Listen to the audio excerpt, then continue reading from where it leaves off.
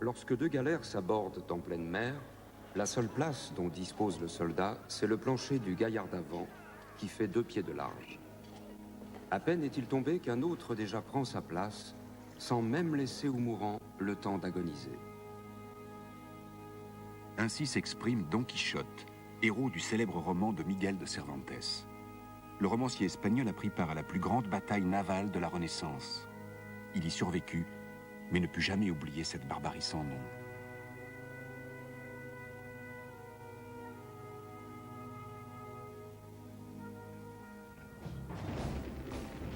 Au matin du 7 octobre 1571, 600 navires se font face au large des côtes grecques.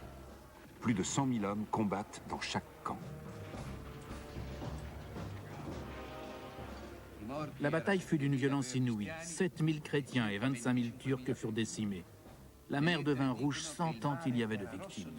Avec l'armement le plus perfectionné de l'époque, chrétiens et musulmans engagent un bras de fer dans le golfe de Patras pour la domination de la Méditerranée. Lépante a connu un grand retentissement dans l'histoire. Au cours du XVIe siècle, après cette bataille, la flotte ottomane n'a plus livré de grands combats dans le bassin méditerranéen. Depuis des décennies, les scientifiques recherchent au fond de la mer des vestiges de ce terrible carnage. Personne n'y est parvenu jusqu'à présent, pas même le commandant Cousteau.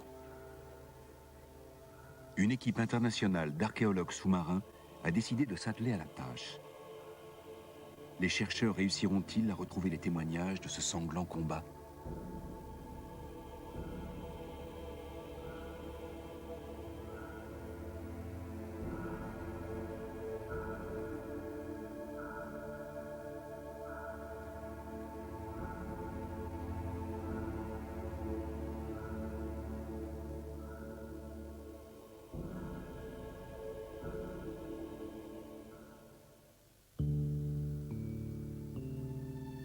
La Méditerranée. Depuis toujours, un sanctuaire des trésors de l'histoire. Une source inestimable de découvertes pour les scientifiques et les aventuriers. Pour les pêcheurs de la région, en revanche, la mer est un lieu de travail quotidien et un modeste gagne-pain.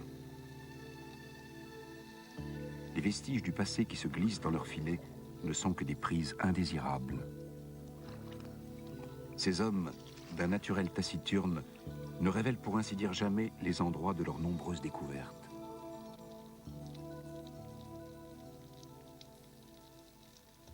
Missolonghi, en Grèce. Les pêcheurs observent d'un œil soupçonneux l'agitation qui règne dans le port. Les derniers préparatifs d'une expédition sur les traces de l'histoire battent leur plein. Les scientifiques hissent à bord du matériel de recherche sophistiqué. Ils préparent cette expédition depuis plus d'1 an. L'aventure peut enfin commencer. Le coup d'envoi de l'expédition Lépante est donné. L'Arias Star met le cap au sud-ouest, en direction de la haute mer. À bord du navire, une équipe internationale d'archéologues sous-marins. L'Américain Donald Frey, le Grec Peter Nikolaïdis et le docteur Rupert Breitwieser de l'Université de Salzbourg. À la tête de l'expédition, l'Allemand Matthias Kopfmüller. Il arrive parfois que des vestiges remontent à la surface. Mais en ce qui concerne les pentes, rien n'a été retrouvé jusqu'à présent. On n'a jamais vraiment mené de recherche à grande échelle, il n'y a jamais eu de véritable expédition. La localisation précise de cette bataille reste une inconnue sur la carte des fonds marins. Avant de partir explorer les fonds marins, les chercheurs se sont plongés pendant des mois dans les gigantesques archives municipales de Venise. Dans le dédale des corridors et des salles voûtées, sommeillent des documents datant du XIVe au XVIIIe siècle. Les historiens italiens y ont découvert des lettres et des récits de témoignages inédits. Ces récits évoquent les préparatifs de la bataille qui allait décider du sort de l'Europe. Au XVIe siècle, l'Espagne est une grande puissance, une monarchie très influente. À Madrid, le roi Philippe II exerce sur son pays un pouvoir absolu. C'est un fervent partisan du catholicisme. Le Saint-Siège est le centre du pouvoir spirituel. Du Vatican, le pape Pie V exerce une influence considérable sur les cours européennes. Venise, la métropole commerciale, joue un rôle de premier plan. La flotte du doge Pietro Loredano navigue dans tout le bassin méditerranéen.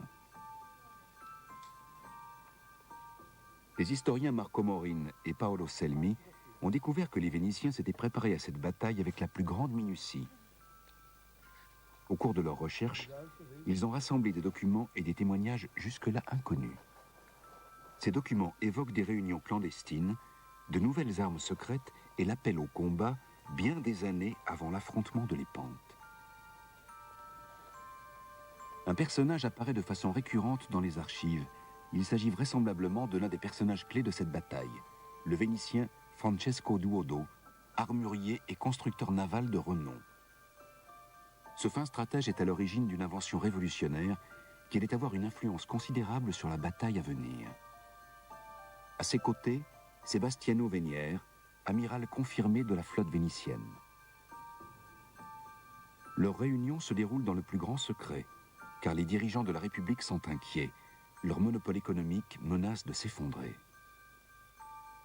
Les grandes puissances d'Occident, notamment Madrid, Rome et Venise, regardent avec appréhension en direction de l'Orient. En 2 siècles, l'Empire ottoman y a établi sa puissance.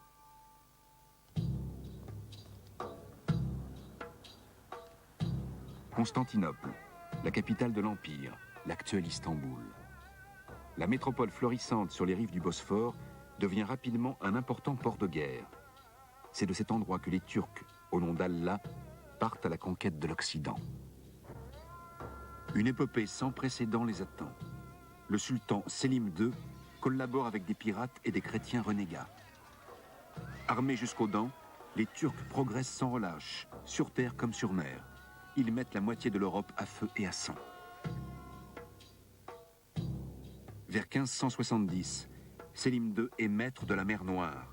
Son territoire s'étend jusqu'à la Grèce, aux Balkans et à l'Afrique du Nord. Le professeur Idriss Bostan, historien à l'université d'Istanbul, est à l'origine d'une étonnante découverte à ce sujet. Il a retrouvé des documents originaux que l'on croyait disparus, relatifs à la flotte ottomane à l'époque de la bataille de l'Épante.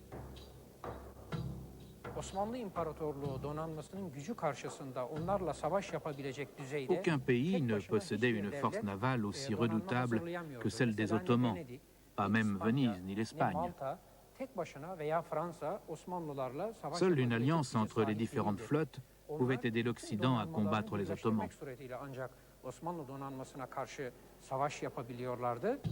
La flotte turque, réputée invincible, poursuit sans relâche sa progression.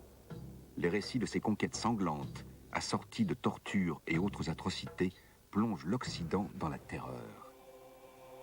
À Rome, le Vatican est en état d'alerte. Si le Saint-Siège craint l'occupation et le pillage de l'Europe du Sud, les autorités ecclésiastiques redoutent bien davantage l'expansion de l'islam en Occident. Fébrilement, elles échafaudent une stratégie pour contrer sa progression. Des représentants du Vatican résident en permanence à Madrid et Venise. Ensemble, diplomates et cardinaux peaufinent une alliance politique. En effet, le pape Pie V pense que seule une coalition militaire serait à même de stopper la sauvage offensive de l'Empire ottoman. Il annonce qu'il va lever des armées contre les Turcs et prend des mesures pour passer à l'acte. Rome tente à plusieurs reprises de conclure une alliance avec d'autres monarchies européennes, mais en vain. L'amiral Tiberio Moro est responsable des archives militaires italiennes. Il a retrouvé des documents illustrant les intérêts contradictoires des différentes puissances européennes, faisant obstacle à leur collaboration. Les Vénitiens tentaient de maintenir leur négoce en versant des sommes d'argent aux Ottomans. Certes, ils enregistraient ainsi des pertes financières, mais le commerce continuait. Ils y trouvaient leur compte. Le pape, en revanche, n'avait pas d'intérêts commerciaux dans cette affaire. Il était préoccupé par la situation du point de vue religieux. Quant au roi d'Espagne, Philippe II, il craignait de se voir reprendre ses possessions conquises par son père Charles Quint en Afrique du Nord. À Venise, les têtes pensantes de la République ont recours à l'art délicat de la diplomatie pour endiguer la progression ottomane. Cependant, dans le plus grand secret, la Sérénissime République se prépare en fait à la contre-attaque, comme en témoignent les mémoires de Francesco Duodo. En 1570, il fut décidé de construire, en plus des galères traditionnelles, 11 galères d'un type nouveau et de les équiper pour le combat. Un nouveau genre de navire de guerre est né, la galéasse.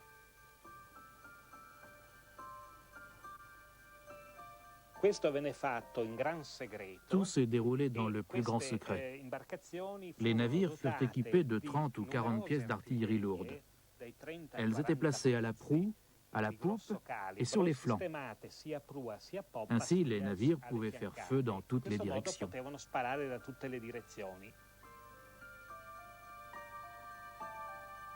C'est un progrès décisif par rapport aux galères traditionnelles.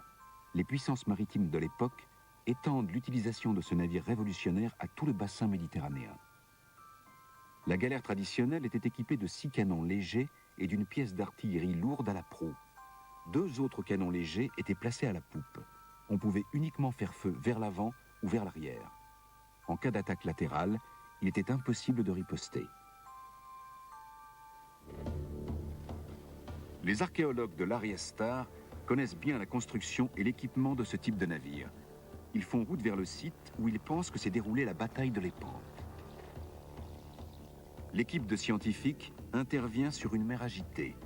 Au large d'Oxia, Missolonghi et Patras, les tempêtes sont fréquentes. Dernier préparatif d'installation du matériel de repérage sophistiqué. Celui-ci comprend un sonar latéral qui détecte les objets au fond de la mer, ainsi qu'un ROV, un engin télécommandé équipé d'une caméra manœuvrée depuis le navire qui peut descendre jusqu'à 200 mètres de profondeur. Les recherches sont assistées par ordinateur.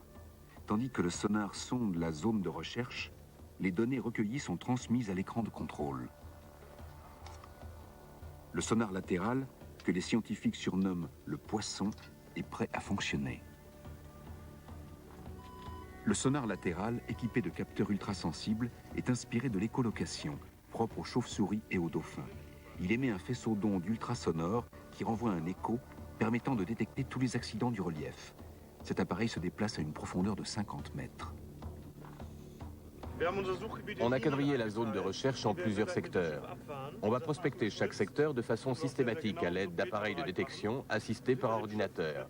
À l'arrière du bateau, on remorque 2 capteurs, un magnétomètre et un sonar latéral. Le sonar permet de reproduire une image acoustique du fond de la mer.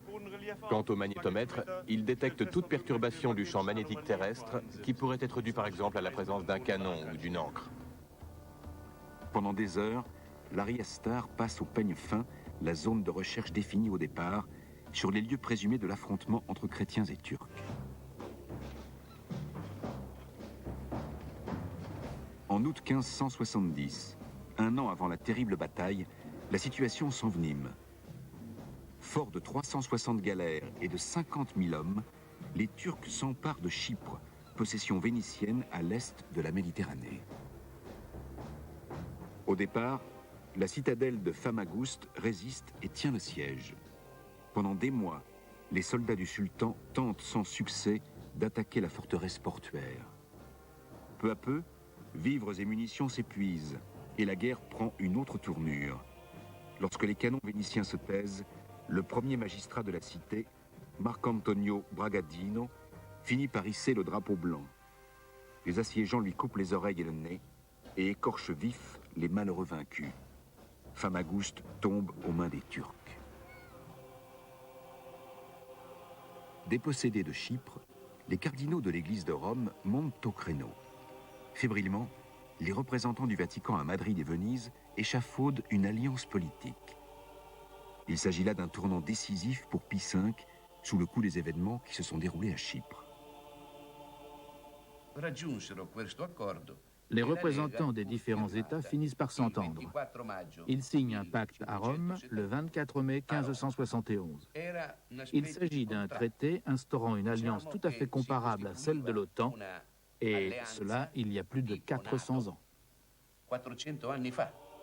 Cette alliance militaire, baptisée Sainte Ligue, regroupe les plus grandes puissances européennes, l'Espagne, la Savoie, la Sicile, Venise, Gênes et Malte. Le Vatican envoie également des renforts. Le Saint-Père confie une mission aux descendants d'une famille influente de Rome, une personnalité brillante qui mène une carrière exemplaire, Marc-Antoine Colonna. Cet amiral s'est distingué à Chypre en combattant contre les Turcs à la tête de 16 galères. Le 25 mai 1571, Marc-Antoine Colonna se trouve en l'église Saint-Pierre de Rome.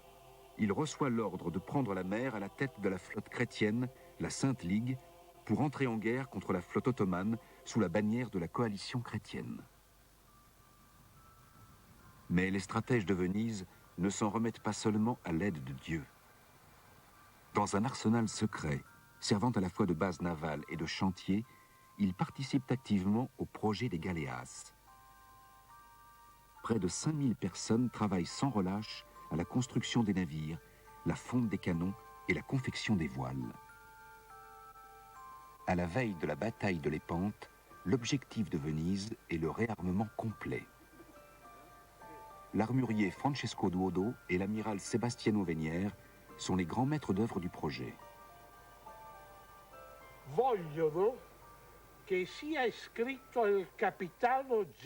Il est écrit ici que Venise a donné l'ordre à ses capitaines de tuer le capitaine turc Scirocco avec autant de prudence, d'habileté et de discrétion que possible si l'occasion venait à se présenter.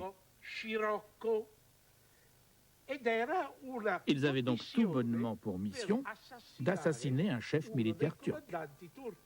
Avec 106 galères, la Sérénissime République aligne le plus grand contingent de la Sainte Ligue. Les 6 galéas à haut bord, fraîchement sortis de l'arsenal vénitien, représentent une avancée sans précédent dans l'histoire de la construction navale. Ce sont de véritables forteresses des mers. Dans le golfe de Patras, il faudrait vraiment un coup de chance pour que les chercheurs réussissent à détecter les vestiges d'une galère. L'Arias Star sillonne de façon systématique la zone de recherche en remorquant la sonde magnétométrique. À bord, la patience des hommes est mise à rude épreuve, notamment celle de l'informaticien qui doit être attentif à chaque détail.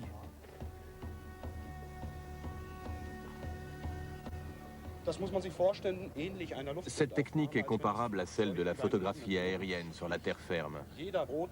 Chaque trait rouge représente une distance de 25 mètres. Cela veut dire que l'on couvre une zone de 300 mètres de large. Si certains s'appuient sur la haute technologie, d'autres préfèrent s'en remettre à la méthode classique, en utilisant un compas. Le docteur Donald Frey et Peter Nikolaïdis, familiers de l'exploration des fonds marins, connaissent bien la zone de recherche. En 1976, Peter Nikolaïdis était déjà parti sur les traces de la bataille de Lépante avec le commandant Cousteau. À bord de la célèbre Calypso, ils ont sillonné pendant 11 mois les eaux du littoral grec, mais en vain. Les deux scientifiques sont rentrés bredouilles.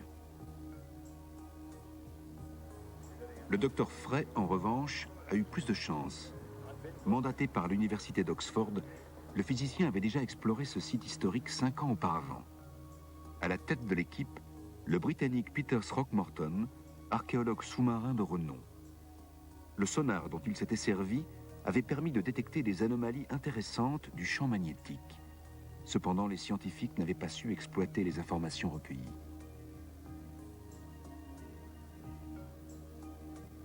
Le docteur Frey a vu ses efforts récompensés en Turquie. Il a participé à une expédition qui a découvert l'épave d'un navire de commerce datant de l'âge de bronze.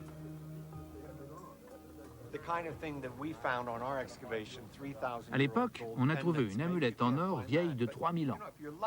Qui sait, peut-être que le même genre de trésor nous attend ici. Après tout, les aristocrates combattaient toujours avec des épées incrustées d'or et d'ivoire. Les chercheurs se préparent à effectuer leur première plongée.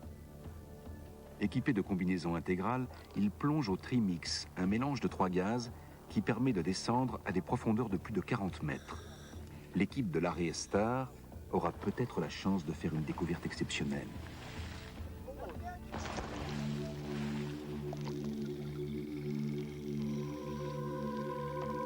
Les plongeurs parviennent dans la zone des 60 mètres. Ils peuvent y rester 30 minutes environ. Au-delà, le danger serait trop grand. À cette profondeur, le fond marin n'est qu'un vaste désert de sable et de vases. Soudain, ils aperçoivent une étrange ornière.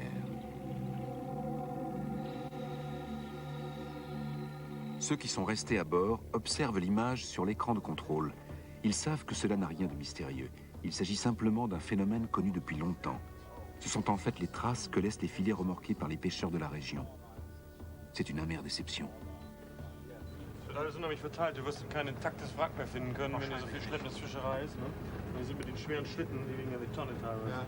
Fahren die da drüber weg und reißen die Teile in eine andere Richtung auseinander. Und eingestellt ist es richtig, also wir überlegen sich wirklich nichts. Guck dir das mal an hier, das sieht hier aus wie auf dem Parkplatz, die ganzen Spuren. Ja. Gut, wir suchen weiter. Ja, bleibt uns nichts weiter übrig. Wird schon noch werden. Les scientifiques ont peur de ne pouvoir retrouver une épave intacte. Les chaluts dont se servent les pêcheurs sont très lourds et détruisent les fragiles vestiges au fond de la mer. Une autre donnée complique le problème. Au cours des siècles, la formation de dépôts alluvionnaires a repoussé la ligne côtière en gagnant du terrain sur la mer. C'est le cas notamment autour de l'île d'Oxia, où la Sainte Ligue a jadis combattu la flotte ottomane. Aujourd'hui, cette zone est devenue un vaste terrain fertile. On peut prendre la mesure de cette transformation naturelle en observant par exemple ce site antique. En 219 avant notre ère, Onyadai était un port florissant situé en bordure de mer. Les ruines de cette ville que l'on a mise au jour se trouvent à présent à 3,5 km à l'intérieur des terres. Les ruines d'Onyadai. Pour les scientifiques, les vestiges des murailles et des installations portuaires contiennent de précieuses informations.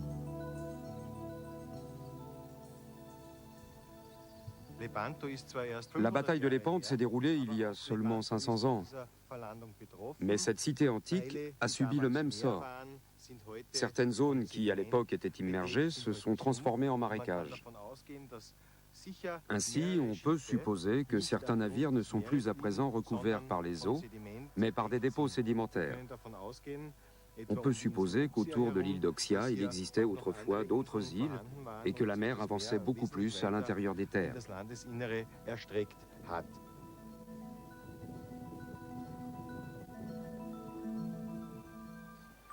Autour de l'île d'Oxia sont peut-être ensevelis des dizaines de milliers de soldats ayant sombré avec les galères. La coalition chrétienne a choisi les meilleurs navires et l'élite des capitaines pour combattre la flotte ottomane. De Barcelone, Rome et Venise, les galères font route à toute vitesse en direction de Messine. Le détroit situé entre la Sicile et la péninsule italienne devient rapidement une gigantesque base militaire pour la flotte chrétienne. La Réal, vaisseau amiral de l'imposante armada chrétienne, arrive sur les lieux le 24 août 1571. À la tête de cette galère de prestige, Don Juan d'Autriche, fils naturel de Charles Quint et demi-frère de Philippe II d'Espagne. Toute la flotte de la Sainte Ligue est placée sous son commandement. À 26 ans, Don Juan d'Autriche est déjà à l'apogée de sa carrière. Il s'est illustré lors de l'expédition contre la révolte des Morisques. C'est à ce moment que Philippe II d'Espagne lui confie le commandement d'une flotte de 280 galères pour combattre les Turcs. Par la suite, il consigna ses souvenirs, comme en témoigne cette lettre. Ils allèrent tous au combat, la rage au cœur. Nous pensions pourtant que la flotte ennemie était beaucoup plus importante que la nôtre. Les Turcs étaient habitués à vaincre. Ils sous-estimèrent nos forces en raison des victoires maritimes qu'ils avaient remportées par le passé. À l'arrivée de la flotte à Messine, Don Juan fait inspecter les navires. Il affecte des soldats espagnols à bord des galères vénitiennes dont l'équipage est en sous-effectif. C'est alors que se produit, à bord d'un des navires dirigés par Sebastiano Venière, un incident qui manque de mettre en péril la Sainte Ligue. L'amiral vénitien Sebastiano Venière était un homme âgé, colérique et très soupolé.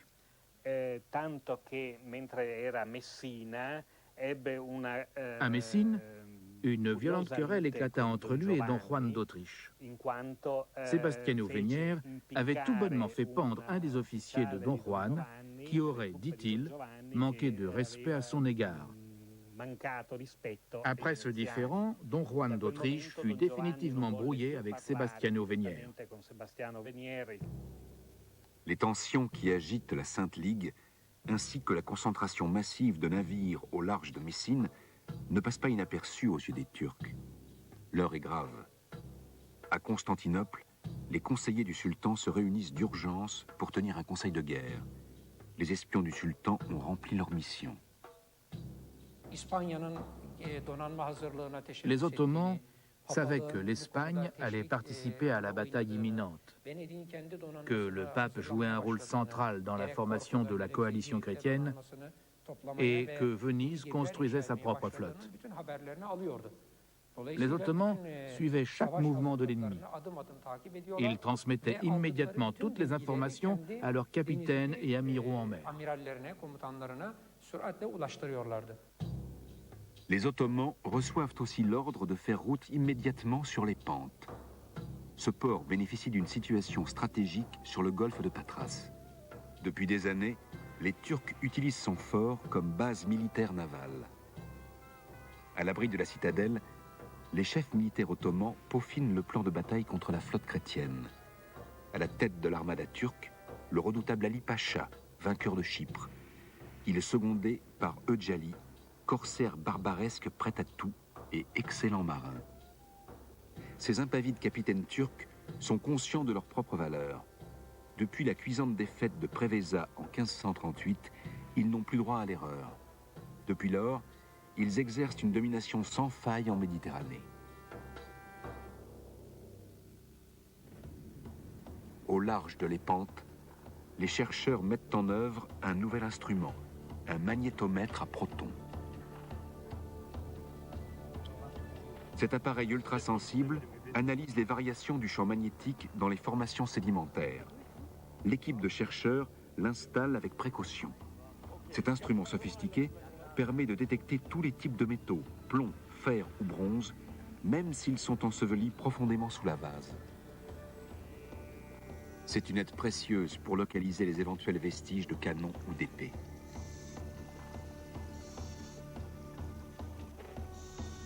Mais soudain, le capitaine effectue une manœuvre malencontreuse qui réduit rapidement les espoirs des chercheurs à néant. Le magnétomètre vient de heurter assez violemment le sol et un capteur s'est décroché. Maintenant, on a du mal à le maintenir à la hauteur voulue. Impossible d'estimer à quelle distance du fond de la mer il se trouve. On est obligé de stopper les recherches. Les dégâts ne peuvent pas être réparés sur place. Cela signifie qu'à présent, seul le sonar latéral fournira des informations exploitables. Chaque découverte, aussi infime soit-elle, apporte une lueur d'espoir. This is too little to be a residue from a battle, I would think. But I don't know what these things are. But there's almost nothing. On the other hand, maybe just one cannon fell overboard.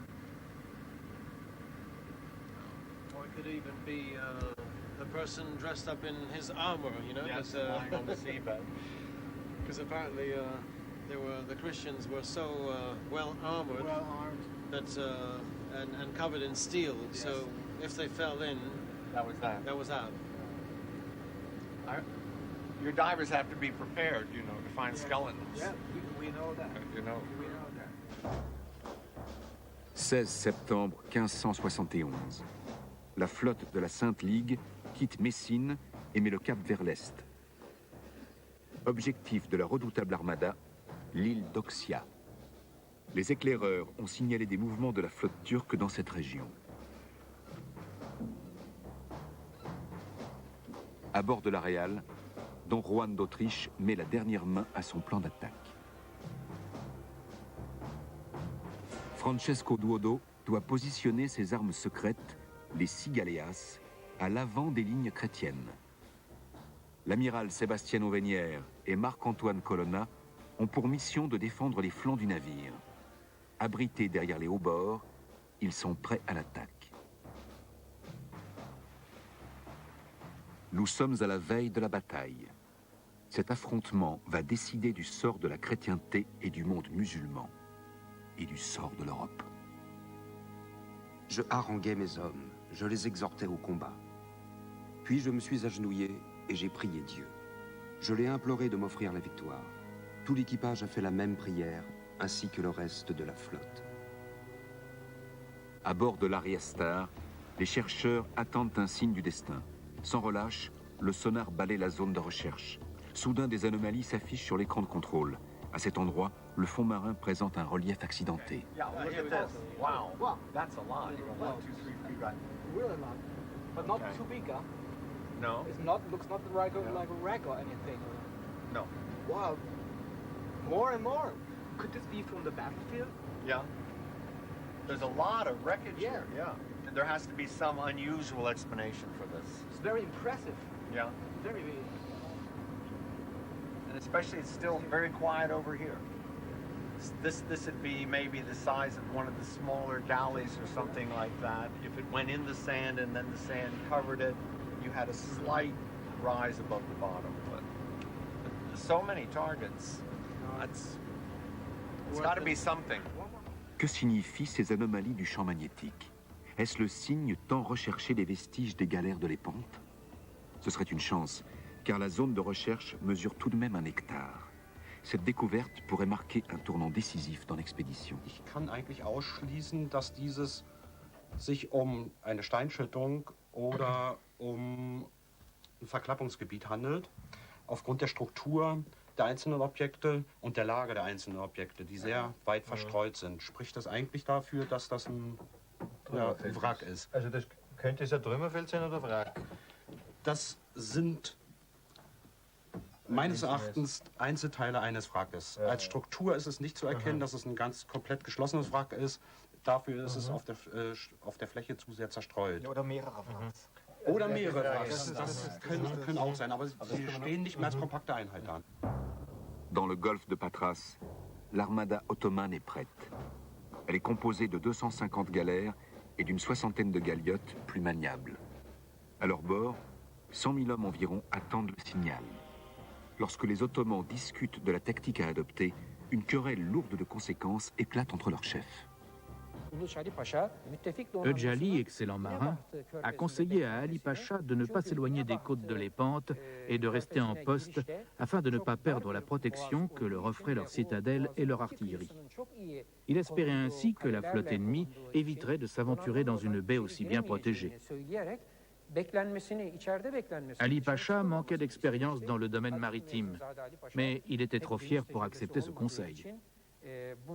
Et il ne voulait pas donner à l'ennemi l'impression que la flotte ottomane était lâche. C'est ainsi que la flotte ottomane se range en ordre de bataille au large de l'Épante pour se préparer au combat imminent contre les chrétiens. Pendant ce temps, les galères commandées par Don Juan d'Autriche quittent l'île d'Oxia. Au matin du 7 octobre 1571, les deux flottes se rejoignent dans le golfe de Patras. Au sud de l'Épante, les deux fronts ennemis se forment. Sur une longueur de 5 km, 600 navires se font face, avec 200 000 soldats à leur bord. Les navigateurs manœuvrent pendant 2 heures jusqu'à ce que la formation soit enfin en place. Dans chaque camp, les 3 escadres principales sont à présent face à face. L'engagement est imminent.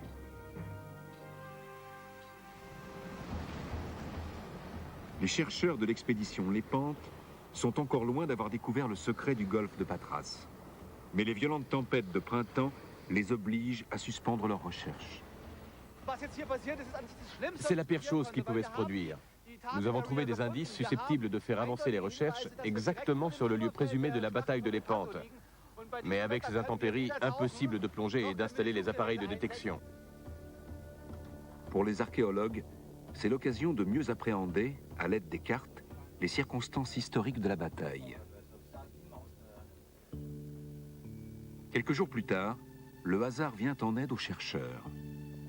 Les pêcheurs, vrais connaisseurs de la mer, leur parlent d'une vieille épave mystérieuse.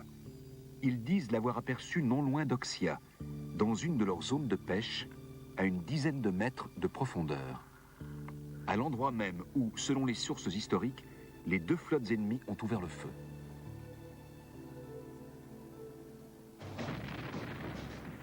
Au matin du 7 octobre 1571, le soleil est au rendez-vous. Quelques minutes plus tard, chrétiens et musulmans vont donner l'assaut et l'affrontement va commencer. Un combat sans pitié va s'engager entre Don Juan d'Autriche et Ali Pacha.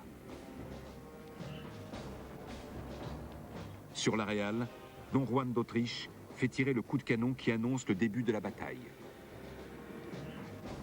Le vaisseau amiral de la flotte turque était reconnaissable à la bannière qu'il arborait. J'ai donc donné l'ordre au second de manœuvrer notre navire directement face à l'aréal turc. Les deux bâtiments s'éprenèrent avec une grande violence. La supériorité numérique des Turcs est évidente. Mais les chrétiens ont l'avantage au plan de l'armement. Face aux arquebuses chrétiennes, les Turcs infidèles ne répondent que par les arcs et les cimetères.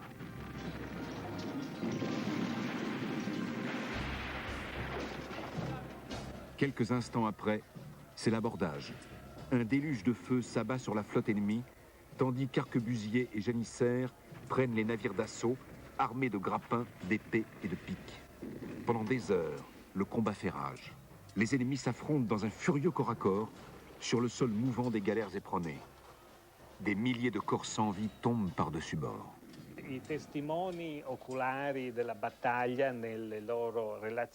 Dans leurs récits, les témoins évoquent un bruit sorti tout droit de l'enfer. Les coups de tonnerre des canons et les détonations des galères qui explosent quand leur réserve de poudre est touchée.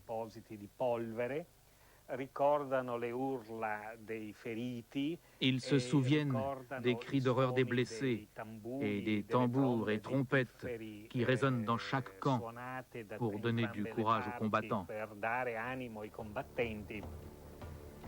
Quelque part, près d'Oxia, repose l'épave d'une ancienne galère, engloutie par les flots. L'indication des pêcheurs est le premier indice concret permettant de localiser le site de la bataille. Animés d'un nouvel espoir, les plongeurs reprennent leurs recherches. Partout, un épais herbier sous-marin recouvre le fond. Tout à coup, un plongeur aperçoit la pointe d'une ancre. À leur grande surprise, les plongeurs découvrent un vaste site jonché de vestiges. Des éclats de pièces de bois sont disséminés sur le fond de la mer. À première vue, ils ont l'impression d'un indescriptible chaos.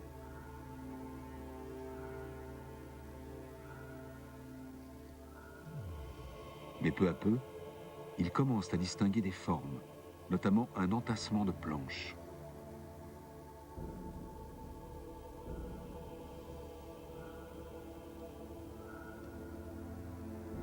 Voici les vestiges d'une carène de navire.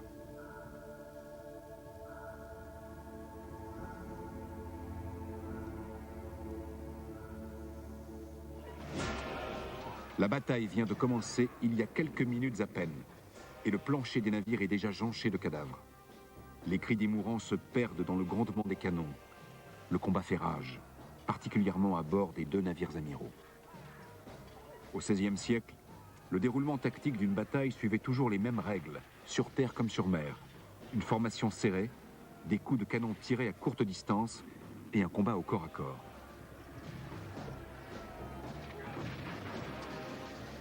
Miguel de Cervantes savait de quoi il parlait lorsqu'il évoquait l'engagement du soldat en mer, prêt à affronter la mort.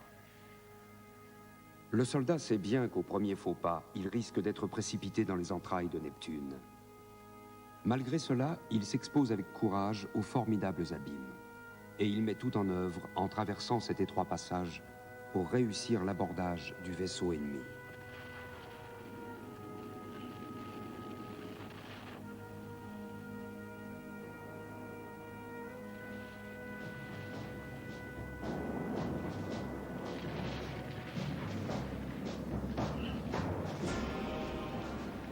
Les galéas à haut bord sont de véritables cuirassés, construits spécialement pour cette bataille. Armés de canons qui font feu dans toutes les directions, ils déstabilisent le bel ordre turc. La supériorité chrétienne est vite démontrée. En peu de temps, la Sainte Ligue anéantit 35% de la flotte ottomane.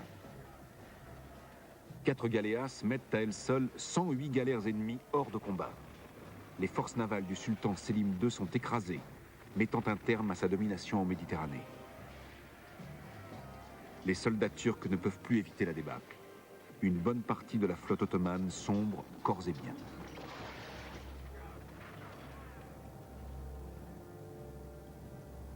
Voilà maintenant plus de 4 siècles que reposent au fond de la mer les vestiges de la plus grande bataille navale de la Renaissance.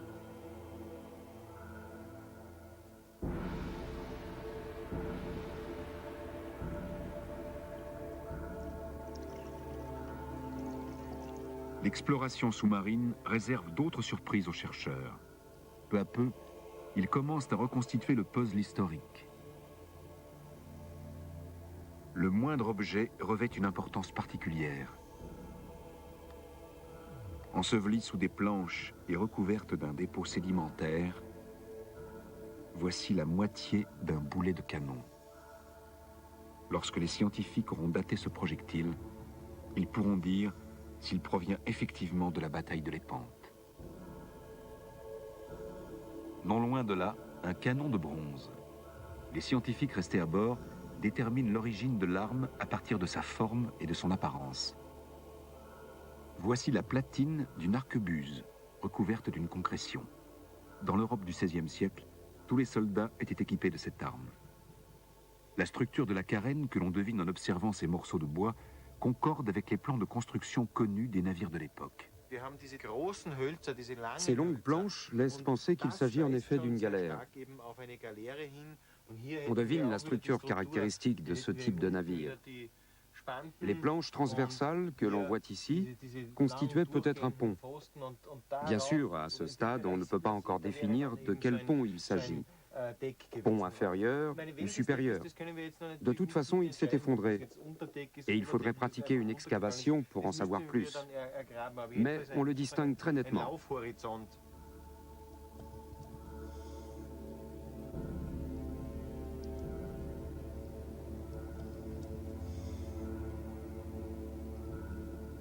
Un autre indice laisse penser qu'il s'agit bien d'une galère, la façon dont sont disposées les planches de la carène. Les archéologues étayent cette hypothèse en comparant les vestiges à une réale reconstituée d'après les plans originaux. Ce modèle de construction est identique et caractéristique des navires du XVIe siècle.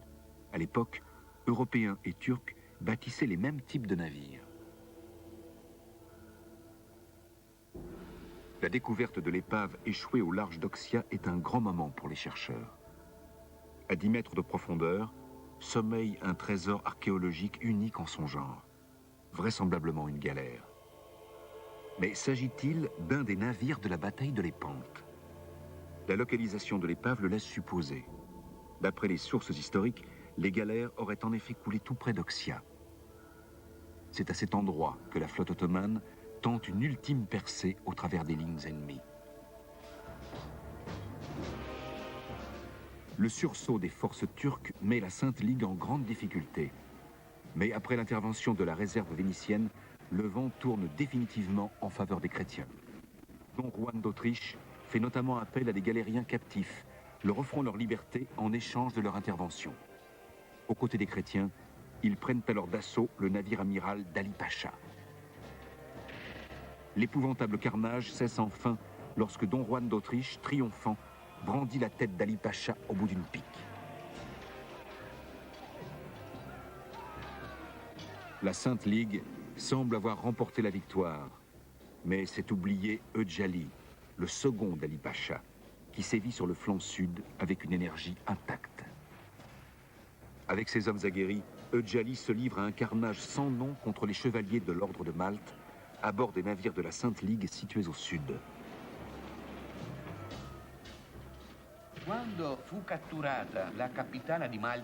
Lorsque le navire amiral de Malte a été capturé, il y avait 300 chevaliers à son bord. Seuls 30 étaient encore en vie. Les autres avaient été tout bonnement massacrés. C'était une véritable tuerie organisée. C'était le cas aussi pour Ali Pacha, quand les vainqueurs ont exhibé sa tête au bout d'une pique. Il s'agissait d'un acte d'humiliation.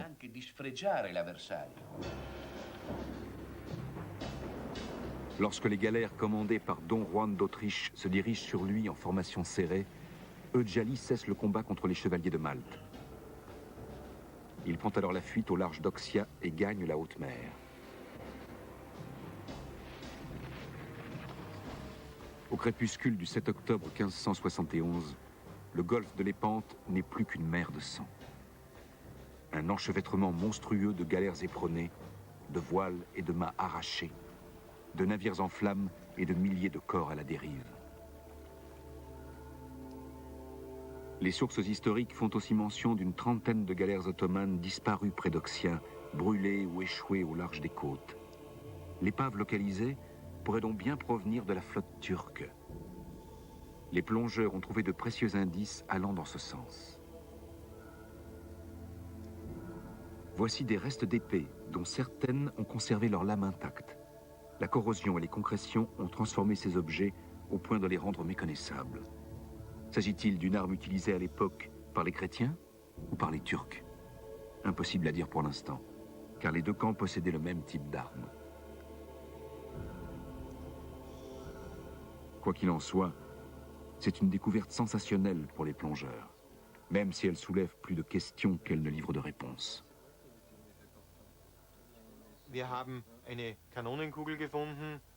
Nous avons trouvé un boulet de canon, la moitié du moins, les restes d'un canon et la platine d'une arquebuse. Nous avons aussi trouvé une épée. À mon avis, c'est la découverte la plus remarquable. C'est incroyable que cette épée soit aussi bien conservée.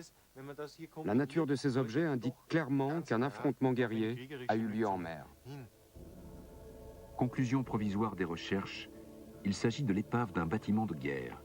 Mais pour l'instant, impossible de déterminer sous quel pavillon il naviguait. Une chose est certaine en tout cas.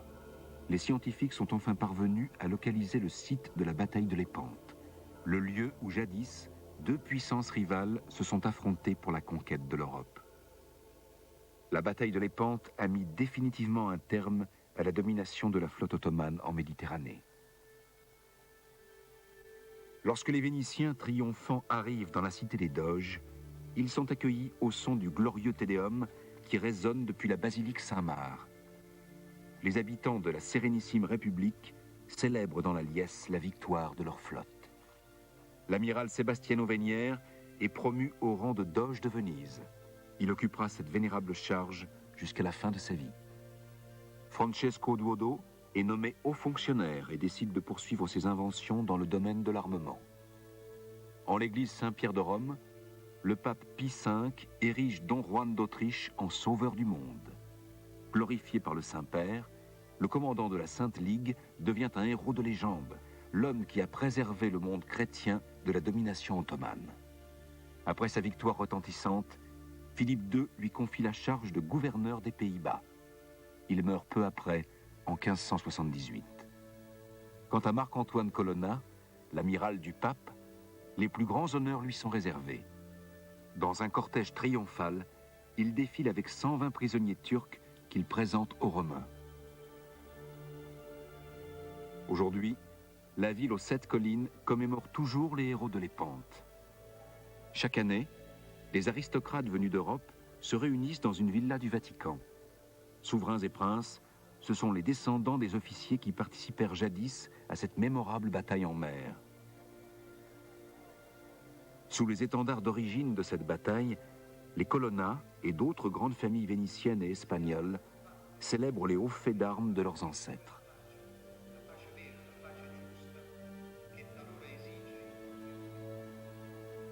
À Istanbul, on n'oublie pas non plus cet événement marquant. La défaite de Lépante a ruiné à jamais le rêve ottoman de domination en Méditerranée. De nos jours, peu de choses rappellent le souvenir d'Ali Pacha. Le sultan a tout de même conféré au commandant de la flotte turque le titre honorifique de Kiliç, l'épée. Seul souvenir de son engagement, un sarcophage somptueusement décoré dans une petite mosquée.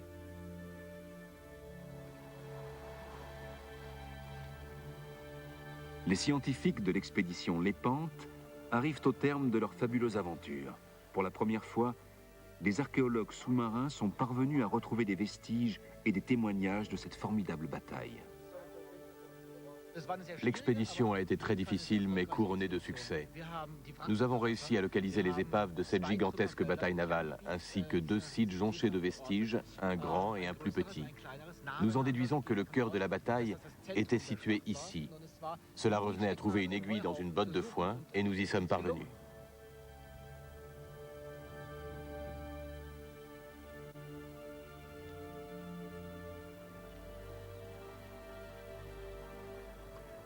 Les indications des pêcheurs se sont révélées très précieuses.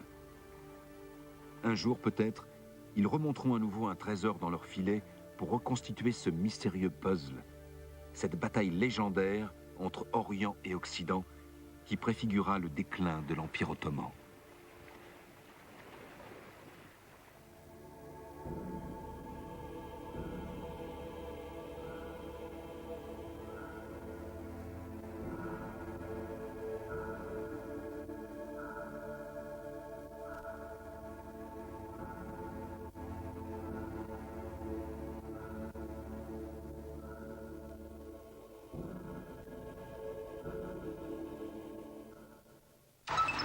Besoin d'oxygène et de grands espaces?